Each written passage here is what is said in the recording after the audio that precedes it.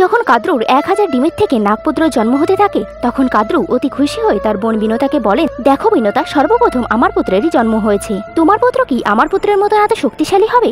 আমার পুত্র তো স্বয়ং নিজে থেকেই ডিম থেকে বেরিয়ে এসেছে। তোমার পুত্রের কি এত সমর্থ হবে যে নিজে থেকেই বেরিয়ে আসবে? এটি বলে কাদ্রু সেখান থেকে চলে যান। তবে বিনতা তার ডিম নিয়ে চিন্তিত হতে থাকেন আর ভাবেন তিনি ডিমের মতো দেখবেন তার বাচ্চা জীবিত আছে কিনা।